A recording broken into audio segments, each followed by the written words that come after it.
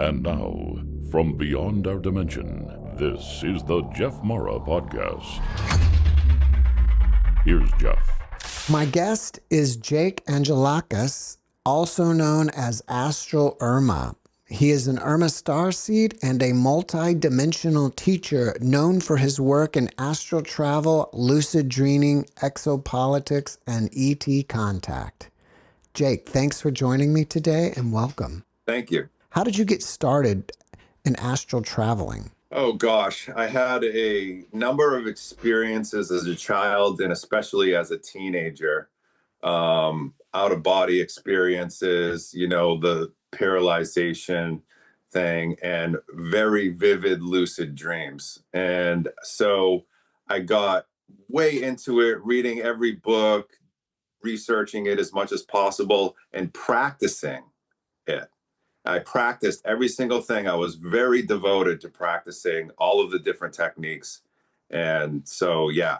What kind of experiences did you have as a child? Something like an NDE that knocked you out of your body? Well, I had this one experience where I went to sleep and I had a dream that I lifted up out of my body, turned 180 degrees, and then went back down into my bed.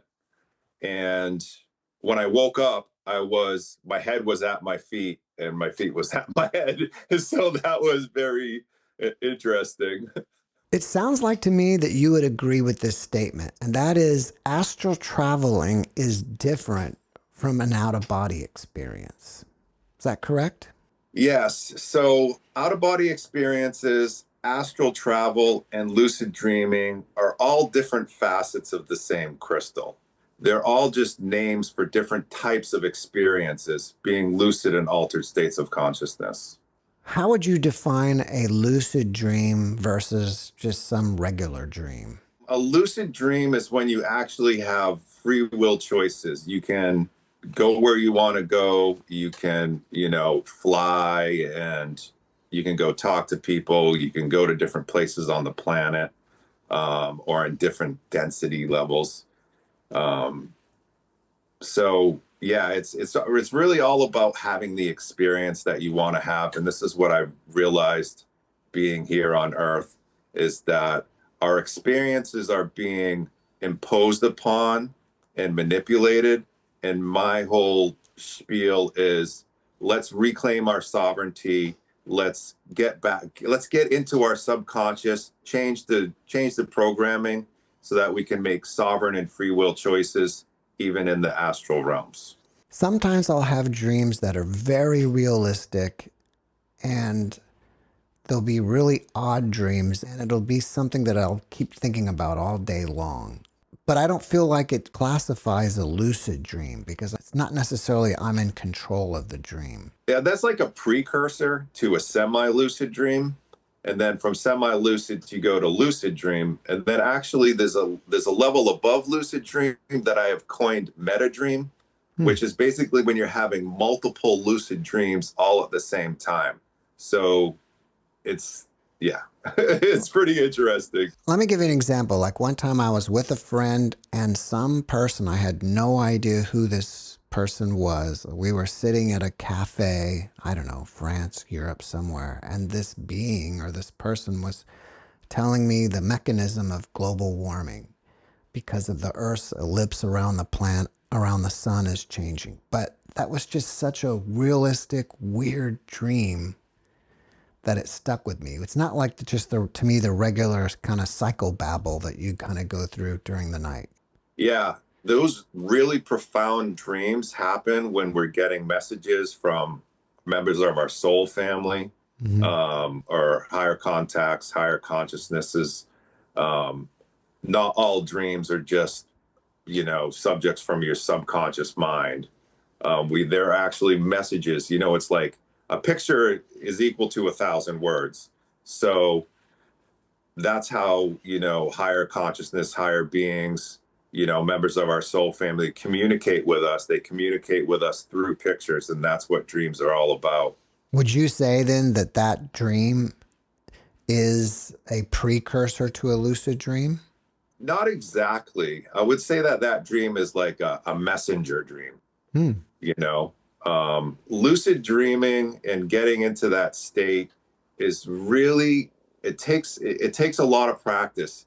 It's like giving yourself a command and then following it through. It's really like hacking your subconscious mind to be in control of it, rather than have it be in control of you and your consciousness. Are you at a point now where you can do that at will? Oh yeah, I've created enough grooves, or I've reprogrammed my subconscious enough over the years constantly, where I lucid dream every single night, whether I intend to or not. It's just something that happens now. When you wake up in the morning, do you find yourself exhausted because you're traveling and not resting? Sometimes, but in fact, going into these lucid dreams and having the experiences that you want to have, soaking up the astral sun or being in these nature realms, these higher vibratory realms, I wake up, I wake up and I don't even move yet because of the profoundness of the experience that I just had. I need to integrate it all into my, into my 3D conscious mind, when it happens, because they're just so profound. So really, it gives me a lot of energy more than it actually drains me. It only drains me when I go on these missions, Mm. where these missions where I'm battling with regressive entities or doing something in the lower astral. That's when it drains me. Do you see people in your dreams quite often that you've never met before in real life? Yeah, I mean, everybody dreams every night of a place they've never been and people they've never talked to.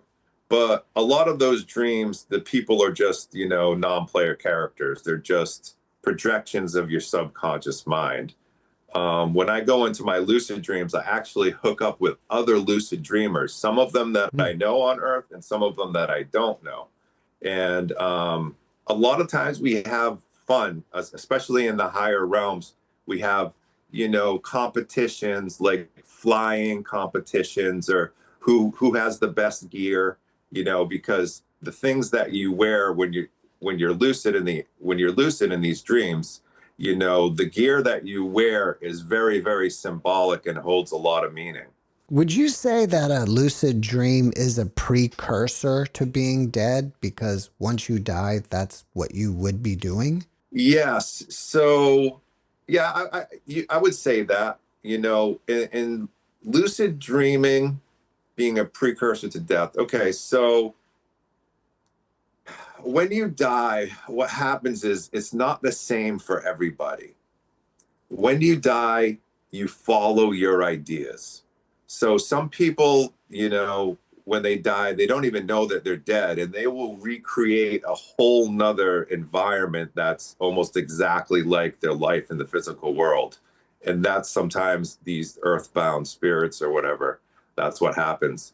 And then when certain people like I die, I'm in the immersion program. So when people like I die, I just wake up in my pod and go on with my life in space. Are you saying that you're living in something like the Matrix?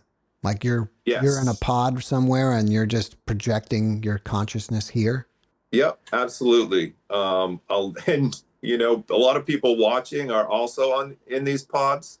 Mhm. There's a lot of different ways that you can tell if you're in a pod before. If you've had like dreams of like breathing underwater, um, if you like think or feel that Earth is like fake at times, if there's a lot of glitches, deja vus, if you get sudden like downloads, or like certain like bursts of perception. There could be certain signals coming from your pod and stuff. My pod, the settings on my pod are turned up really high, so I have a lot of past life memories, memories of my 5D lives and all that stuff. It's interesting that you say that because I've had a near-death experiencer claim that she woke up in a pod and Yeah. got up out and walked around and out of her pod. And I can't remember how she came back here, but she was up and around. And I think she was saying that her pod is on a spaceship somewhere and they're traveling. Right. Yeah. So your pod is going to be either on a spaceship in orbit, because our star families are in orbit right now. There's thousands, there's hundreds of them at least, that are monitoring their star seeds on Earth. And the way that she came back is she probably went back in her pod. Um, so yeah. How did you determine that you're an Urmah starseed? Well, it starts off as a hunch, and then I have, synchronicities, dreams, lucid dreams, and then it becomes a very strong inner knowing. And then all my memories come, not all my memories, but a lot of memories come flooding back. I've never heard of the Urmah race. If that's a race, where is that race from? Okay, the race is from Vega, the star Vega, planets Avalon and Lyra. And the Urmah are the most dominant feline species in the galaxy. And we actually have our own federation called the Feline Federation, that rivals the Galactic Federation. Back in our home world, everything is over exaggerated. We have gold everything, gold armor, gold sphinxes, huge columns like in the Roman and Greek, Colosseums, sports is a huge thing. Everybody's into the sports. We have one game that we love to play called Forche. That's my favorite game. It's kind of where Capture the Flag came from, where we have a ball in the middle of a Coliseum. There's a ball, and you have two teams, and whoever can get the ball and bring it back to their side first wins. Aren't the Lyrans also a feline species? And if so, how are you guys related to them? The feline species is known as Lyrian, as well as, the human space humans. They're also known as Lyrian because we both lived together in peace for millions of years on the planet Lyra, in the constellation of Lyra, around the star Vega. So we're all considered Lyrians. In space, we're considered the Urmah, and the space humans are considered the Lyrians. What do you think about feline species on this planet? It's almost kind of like me if I had a reptilian here to ask a reptilian, what would they think about lizards here, The cats got here from ancient Egypt. They came off of the ships of the Lyrians, of the space humans, specifically the Taigetans. The Taigetan Pleiadians are the ones that brought the cats here. Although the Urmah visited Earth in that time too, but they had very, very small colonies here. But what do I think about the cats on Earth? A lot of them are starseeds. The Urmah will go into immersion and incarnate as literally cats, big cats and house cats. My cat here is even in an immersion pod. Wow. Well, what can you tell us about the galactic history and how races came to Earth? Okay, so about 1 million years ago, the felines and the space humans were living in peace on the planet Lyra, right around the Vega star system. And then the reptilians invaded. And there's a lot of different theories about how the reptilians invaded, if they came from a different timeline or whatever. But they started a war. And all of the races that were living in peace didn't know war. So we didn't know how to protect ourselves. So the reptilians came in with all of this technology and just blew the hell out of everything. And everybody got on their spaceships and just went and hid on all the different planets throughout, this quadrant of the galaxy. And the reptiles chased them all over this quadrant of the galaxy, and to near extinction. And then we, got together and developed the Galactic Federation and organized and, developed weapons and technology and stuff to defend ourselves, and then went to war with the reptilians and eventually landed on this planet. Um, Humans came to this planet about 40 to 50,000 years ago. And there were, this is Atlantis times, pre-Atlantis times. And there were many different star races here on Earth, especially after the Tiamat destruction. The asteroid belt right now used to be a planet, and that planet was called Tiamat. It was a big watery planet. And the solar system 12,500 years ago was changed around. It's not the way that it was, that it is right now. And so the reptilians put some sort of a decoy on Tiamat in order to draw the Federation to it. And when the Federation went to Tiamat to investigate, a huge war broke out, and they literally destroyed the planet of Tiamat. And there were a lot of civilizations, especially, under the sea civilizations, on Tiamat. And the reptilians specifically wanted to destroy this planet to get to the black goo.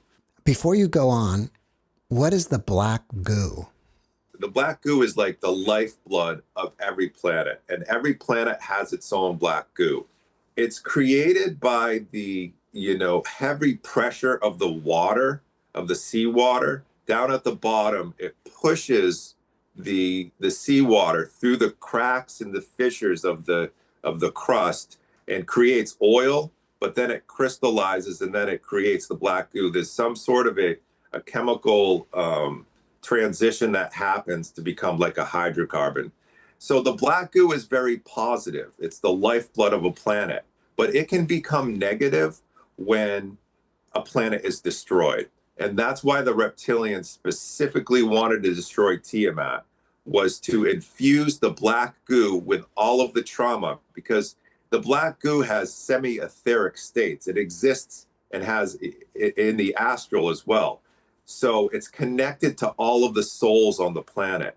So if all of the souls on the planet go through some horrible, catastrophe, the black goo is infused and becomes negative. Well, when the planet was destroyed, the water from Tiamat, and this is how the Great Flood happened, the water broke through and landed on Venus and on Earth, and the water and the black goo landed on Earth and made deposits there. And the governments have been mining this black goo and extracting it for certain secret space programs and stuff like that. But that's how the black goo becomes negative, and it's used for a variety of nefarious dealings. Are the reptilians still around? Oh yeah. They're not only around, but they're in every corner and every compartmentalized corner. They have their fingers into everything. Are the reptilians also called the Draco? They are called the Draco, and now the Alpha Draco are the most dominant reptilian species. They're the dragons, like literal dragons, space dragons. And we're talking about very real, physical beings here. We're not just talking about, etheric beings or light beings or whatever. So there are good Alpha Dracos and there are negative Alpha Dracos. The good ones are keeping the bad ones in check, but then there's a bunch of subspecies as well. So yeah, they're still around. The reason I asked is because some of my guests will say there are good reptilians and some are bad. So you would agree with that then? Absolutely, 100%. What is the best way for a person to learn how to astral travel? The best way for a person to learn to astral travel would be a lot of research, a lot of meditation. It actually has to do with changing your perceptual agreements. You really need to face your fears on every level. And that's what, lucid dreaming and astral travel is really all about. It's about facing your fears head on. Um, when you astral travel, there is a certain point when you have to become aware that you're falling asleep. And there's a certain point where you hear lots of loud vibrations and you feel your body paralyzed. You feel like you're dying. That is the first step to become comfortable with. You have to become comfortable with the fear of falling and the fear of dying, before you can enter the astral realms. It's kind of like an initiation. So the best way to do it, is to practice, practice, practice. It took me, well, it took me a year, before I was very good at it. But really practicing and researching all of the different techniques and stuff like that is the best way to learn about it. And that's the best way to overcome the fear? That's a personal journey. That's a personal test, overcoming the fear. And honestly, there's nothing to be afraid of except for yourself and your own ideas, because that's all there is. There's just your consciousness, your frequency, and your ideas. All your reality is made up from your perceptions. So if you don't really want to face your traumas, you don't really want to face your fears, then astral travel and lucid dreaming is not for you. During your astral traveling, have you been to the halls of Amenti or the Akashic records? The halls of Amenti and the Akashic records, no, not specifically. I don't exactly subscribe to the idea of either of those things, although people have reported that they've been there, and I believe that they're real, for them.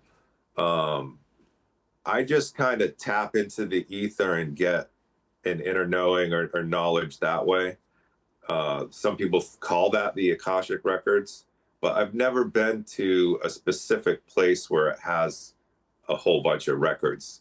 In fact, I think that people are being manipulated by it, because it's like when you die and you go to heaven or you go towards the light and you have that whole life review, they're using that, the archons are using that to trap and recycle souls on Earth. There's a barrier called the Van Allen bands around Earth, and that even exists in the astral. You have to have a high enough frequency to break through that in order to be free after death. Since your real self, if that's the way you could describe it, is in a pod and you're projecting your consciousness here, is this realm some sort of simulation? 100%. This is a simulation. It's going to be more of a simulation for me because I'm in a pod than it is going to be for a soul that's incarnating straight from source. They're going to think that this is the reality. This is the only reality. To me, it's much more abstract. To me, the dream is more of a reality than this 3D Earth. My lucid dreams are way more real than this. When I wake up in this realm, everything is just kind of gray and dumbed down. In the astral, in my dreamscapes, everything is much more vivid, much more real. So to me, that's the real reality. It's interesting because some near-death experiencers will describe it as being so much more vibrant and colorful on the other side. Yeah, 100%. And that's why I love going out in nature and going to the higher realms and lucid dream states, is because everything is so vibrant and alive. Everything has consciousness there. And there are a lot of different beings that live in those realms that are very conscious. And when you get to even the highest conscious realm, every being there is completely conscious, is completely lucid and conscious. And that's all there is just pure consciousness up in the highest realms. Now, you said that some of the beings here are incarnating directly from Source. Can you expand on that, and why are they coming here in that way versus through a pod? They may be new souls. It's just that's the experience that they want to have. So you have Source, and then you have the original 5D matrix, and then you have the 3D matrix. So we're in a matrix within a matrix, and unfortunately, if you put the goggles on, then the virtual reality goggles, then you're going into another matrix. I actually want people to go back to the original 5D, into the 5D matrix. Basically, a matrix is a collective agreement of perception. So all of our ideas and our perceptions and our consciousness, creates the literal matrix. What do you think about the Matrix movie itself and how it played out here on Earth? Is there any deeper connection? The Matrix movie is a documentary, really. And it's interesting because there are people on Earth incarnated here through pod emergent technology that are from the future. And they're from a future like Neo was, where it's completely technologically taken over. And that's, these are the people that are warning about the synthetic intelligence and stuff like that. But literally, whoever wrote the movie The Matrix didn't invent these ideas. These ideas, they have an extraterrestrial connection because they got these ideas from the extraterrestrials, because this is real life. Do you think the ETs could have just implanted those ideas into their imagination? I mean, they could have, but I don't believe that that's the way it happened. What about AI? Do you see dangers with that? There's dangers with everything. There's the AI. I want to specifically separate the AI, the artificial intelligence, from the synthetic intelligence, the SI. There are the galaxy is filled with benevolent AIs. The AIs mirror our own, inner perception. And like I said, there's very benevolent AIs. There is a synthetic intelligence, an SI, that moves through the galaxy, assimilating planets and assimilating races. And this is the thing that I'm concerned about, because it's here on Earth and it's seeking to assimilate not just humans and bring us into a transhumanist era, but also it's here to assimilate all biological life, even plants and animals. So the entire Earth, it wants to turn into a computer, really. Is it kind of like the Borg on Star Trek? That's exactly, yes. The Borg is like a hive mind of this synthetic intelligence. I was checking out your YouTube channel, and you have a video talking about how someone can determine if they're under astral surveillance. Can you tell us a little bit about that? A lot of people are under astral surveillance because the thing that the controllers of Earth don't want and the archons don't want is you waking up in astral realms. It's you being lucid in dreams and astral traveling, because they don't have control over you then. Although they try to, they do seek to control you in astral realms by putting tracking devices on you. When you wake up in astral realms or you wake up in a dream, it's like a light in a very dark place. And entities will be attracted to you. And certain controllers will be like, okay, this person's waking up. We can't allow this to happen. So we need to track them, where they're going, see what they're doing, and everything else. And that's where the astral shielding comes into into play. I've been, because they can attach tracking devices to you to abduct you in the astral, so you can get astral abducted. It's happened to me countless times, and it takes me sometimes a few days to get out of it, sometimes weeks to get out of it, depending on how severe it is. But if you go into the wrong portal or something, you'll go to a deep underground base, and they'll keep you down. They'll keep you in lockdown until you can mentally free yourself from it. So waking up in the astral and waking up in your dreams is the most powerful thing, in my opinion, that you can do, and the most effective thing that you could do for helping humanity and planet Earth, because that's where the real war happens, and where the real shift happens. Everything in 3D reality, everything on Earth is just coming from the astral. Everything happens in the astral first before it's manifested on Earth. Earth is a very dense realm where things manifest a lot slower, but in the astral, they manifest a lot faster. So there's a lot of wars and battles going on in the astral over human perception and over human souls. A lot of my guests talk about that we're either already going through or we're going to go through an ascension. And we're going to move from 3D to 5D. What are your thoughts on that? Densities are just states of mind, and ascension is already, some people are already in 5D. So it's a personal thing that's happening with each of us. It's not a collective ascension as people think.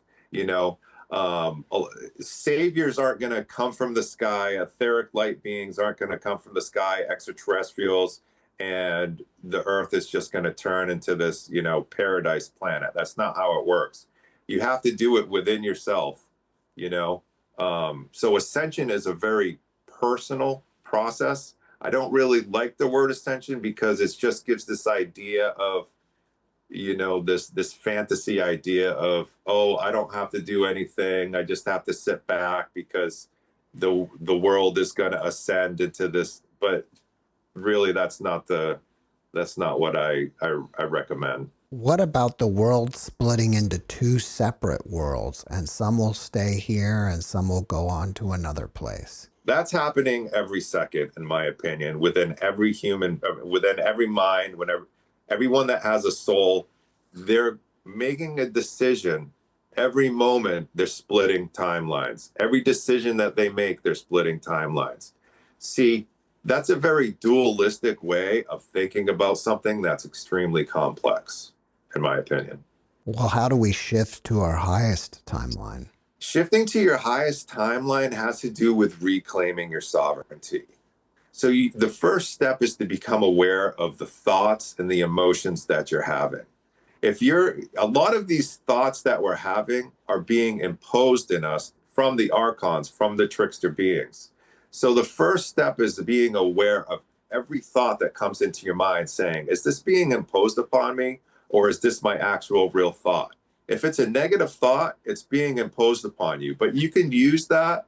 You can take that negative thought and use it as a catalyst in order to say, okay, this is not me. I'm realizing that this is a trick. I'm going to reclaim my sovereignty and make a free will choice to choose something positive, choose something that I actually want.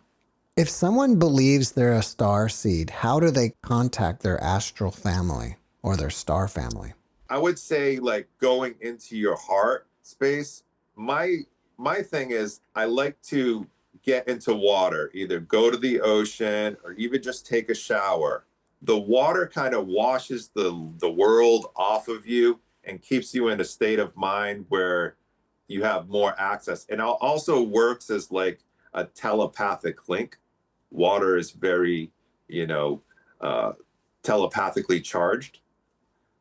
So what I do is I lay down and I put my hands on my chest and sometimes on my crown chakra, and I connect with a few people on Earth that I know are part of my soul family.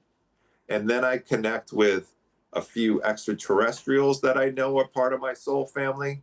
And that just opens up this huge group conversation. It's like if you walk into a room of a bunch of people talking and you can hear everybody talking all at once, that's the same type of experience that you have when you connect with your soul family. I get like vibrations all over my body. My body turns warm.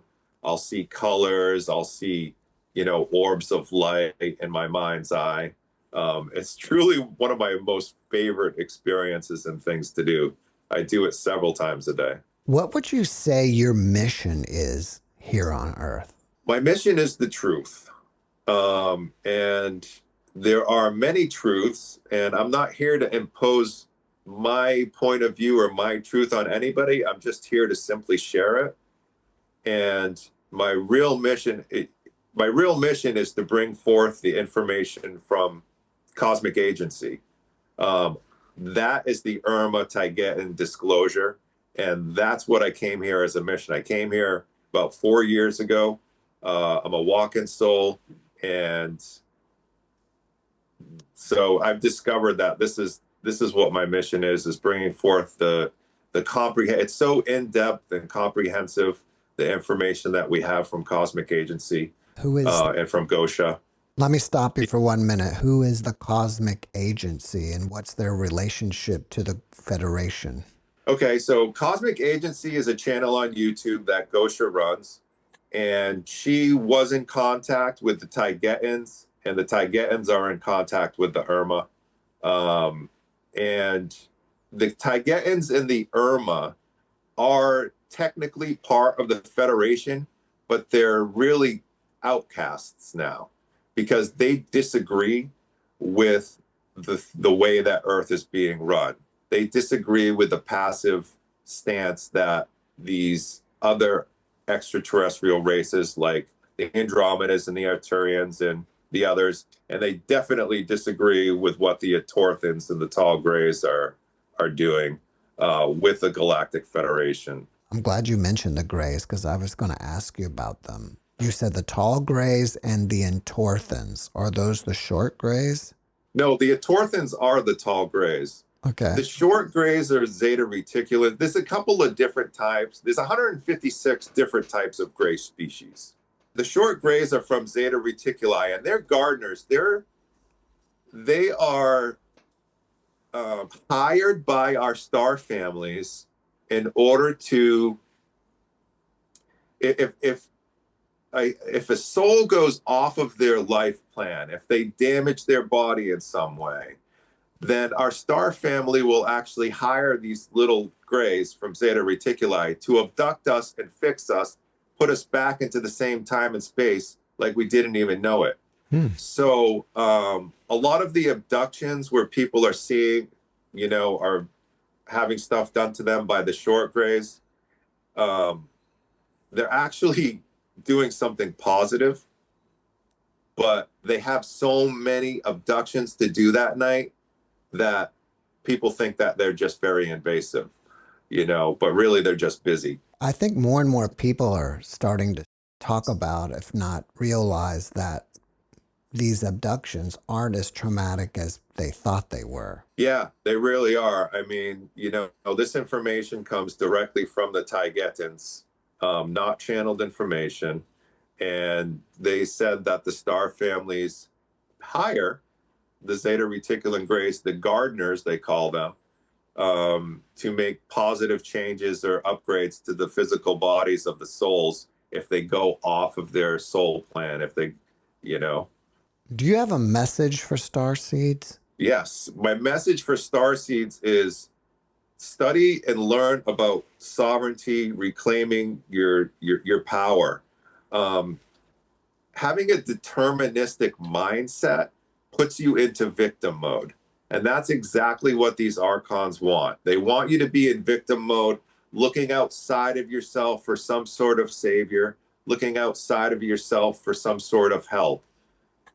You go within. Everything that you have is within you. Everything that you need is within you. So if you can become aware of every time you're having a deterministic mindset, and you can recognize and be aware of the thoughts and the emotions that you're having, then you can actually make positive changes in your life. And that's what matters. What matters is the inner world and what's going on in the inner world. That's why I stress getting lucid in the astral and having these experiences and lucid dreams, because you're here on Earth on a mission. And that mission is to have the best experience that you can have possible. And if your experience is being messed with, you stand up and say, no, I'm taking a sovereign stance. I'm going to go in this direction and make a free will choice. Do you think that the ETs and all the races here will ever get rid of the Archons? It's not their job to get rid of the Archons. That's our job. That's the job of the starseeds. On Earth, we have the most advanced souls in the galaxy. All of the most advanced souls in the galaxy, you're talking about the 0.0001% of the most advanced souls from all of the races in this quadrant of the galaxy are here on Earth right now. And it's up to us to go within and reclaim our sovereignty, to take back, take back control over our thoughts and our emotions. That's the deal here. We can't be looking outside of ourselves for somebody to come and save us. That's just not how it's going to work. Would you consider yourself to be an astral warrior? Oh, 100% I'm an astral warrior. In fact, one of the extraterrestrials that I'm in contact with and that I've met in the astral, her name is Sophia Swarud. She is the most advanced soul that I know. And I've met with her, and she has given me telepathically these missions. In fact, I had put together a team, an Astral Warriors team, and we'd gone on many missions together. The first mission was to the pyramids. And what we do there is we hold frequency. We go to nodes or places of power and just stay there and hold frequency. That's what makes the change in the astral. Who created the pyramids? So after the flood, it was Thoth. I don't know how you say his name, but he was an Atlantean. He was a giant, and he headed up the construction of the pyramids. But the pyramids was a federation effort.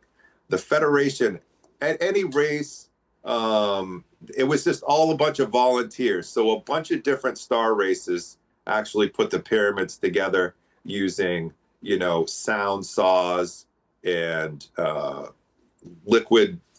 They could liquefy. They could use anti-gravity to take a stone, and they could liquefy it and put it into place. And they used this cranes inside the pyramids. They used hydraulics. They had electricity, obviously. But it was a federation effort of volunteers to rebuild the pyramids. I don't know if it is anymore, but what was the purpose of them? Well, the main purpose was astral travel. Wow. But they have many purposes. That's just the thing with the extraterrestrials. It's like the moon. The moon doesn't have just one purpose. It has many purposes and many reasons why it's there. The pyramids is the same thing.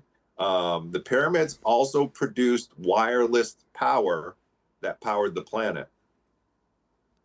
But they were originally used also for astral travel. Do you believe that the moon was brought here about 100,000 years ago or so? Not 100,000 years ago. The moon was brought into place after the Tiamat destruction to stabilize the Earth, and also it puts off these destructive frequencies in order to trap the reptilians here, because we had trapped them. We wanted to re-educate them, but the lunar matrix actually ended up getting hacked by the reptilians and turned against us, and has trapped the humans here as well. So that's why people think that, this is a prison planet and all that. But it was brought here 12,500 years ago. It's of Andromedan construction. It was probably built hundreds of thousands of years ago, but it's beat up. It's worn down. It took a lot of damage in the war, but it's still barely functioning. Does everyone here have a soul contract? If you're asking if every human has a soul contract, no. Only the people with souls have soul contracts, yes. What do you mean, only the people who have souls? What's the difference? Well, we are inside of a simulation, and being inside of a simulation means that not everything is real. And 80% of the people on the planet are part of the simulation. So they are just non-player characters, NPCs, and that's a whole rabbit hole. What's the name of your YouTube channel? The name of my YouTube channel is Astral Urmah, and also my Patreon is Astral Urmah.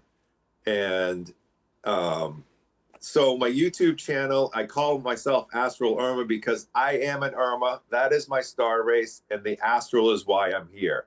I incarnated as a human and in order to have a special access to the human collective unconscious and to help motivate people to get lucid in the astral realms, to get lucid in dream states in order to take their sovereignty back, take back control of their experience so that they can have the experience that they came here to have, not the one that's imposed or manipulated. After watching this podcast, there may be a lot of questions for you. Should they leave them as comments in your videos, or should they contact you via email? They can leave them as comments in my video. You can also contact me at astralurmah@gmail.com. Also, you can look me up on Telegram at Astral Urmah. And those are the three ways of getting a hold of me: email, Telegram, and YouTube comments. Do you have anything upcoming that you want people to know about? I have a video I'm working on right now about the Federation, the Galactic Federation, that is eye-opening and shocking. Wow. All right, cool. Well, before we finish up, can you leave us with a last positive message? My message for everybody is you have all of the answers within you, okay? Keep your frequency high, raise your frequency. If you're brave enough, recover your memories of your past lives. Reclaim your sovereignty. Really research and do your inner work and see what that actually means. Reclaiming your sovereignty, reclaiming your power over your thoughts, over your emotions, and really get lucid in the astral, lucid dream, study it, and really start having the experience that you came to Earth to have. Jake, thank you for your message, and thank you for being my guest. You're welcome. Thank you for having me. Thanks for watching the JeffMara podcast. I really appreciate you. Another way to show support is through YouTube memberships. And if you do, there are loyalty badges and other perks depending on your level of membership. All you need to do is click the join button underneath the video to find out more. Thank you for your support.